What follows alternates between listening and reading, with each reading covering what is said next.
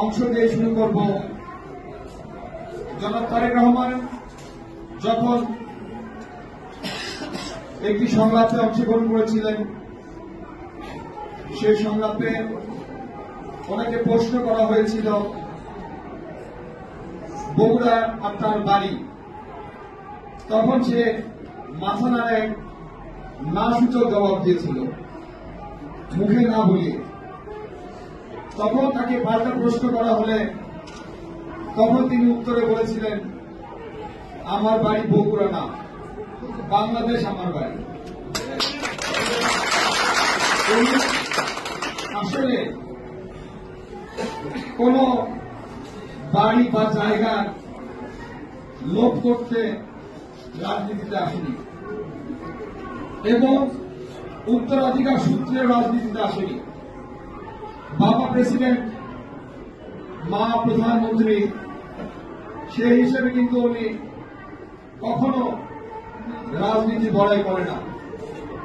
জনাব তারেক রহমান এমন একজন মানুষ যিনি গাবতলী থানা ইউনিয়ন পর্যায়ের মেম্বার হয়ে আস্তে আস্তে আজকে বিএনপির ভারপ্রাপ্ত চেয়ারম্যান হয়েছেন। জনাব তারেক রহমান বিশ্বাস করে একজন নেতা যে একদম ইউনিয়ন গ্রাম লেভেল থেকে উচ্চ পর্যায়ে হবে, সে হবে নেতা, সে তারেক রহমান।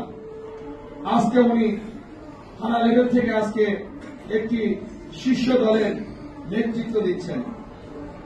উনি ইচ্ছা করলে ঘরে বসে পায়ের উপর পা তুলে আজকে দলের প্রধানমন্ত্রী, দলের শীর্ষ নেতা হতে পারতেন, কিন্তু উনি তা হননি। তারেক রহমান কি কি কার্যক্রম করেছে আজকে এখানে আমরা কজন সাক্ষী হিসেবে আছি। তারা যদি বলতে চায় আজকে সারা দিন পার হয়ে যাবে। আলিম ভাই আছে এখানে, টুকু ভাই আছে এখানে, আমি নিজেও সাক্ষী। আমি একটি ঘটনা বলবো, শীত বস্ত্র বিতরণে গিয়েছিলাম।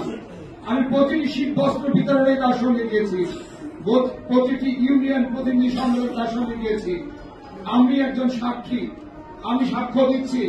যারা তারেক রহমান একদিন একটানা 3 রাত জেগে, যখন উত্তরাঞ্চলে শীতের তাপমাত্রা ছিল 7, শীত ছিল 7 ডিগ্রিতে, তখন আমি নিজে ক্লান্ত হয়ে একটি মাইক্রোবাসে ঘুমিয়ে পড়েছিলাম নিজের অজান্তেই। তখন আমি ঠিক আমার বইয়ে তো আমি লিখেছি, ঠিক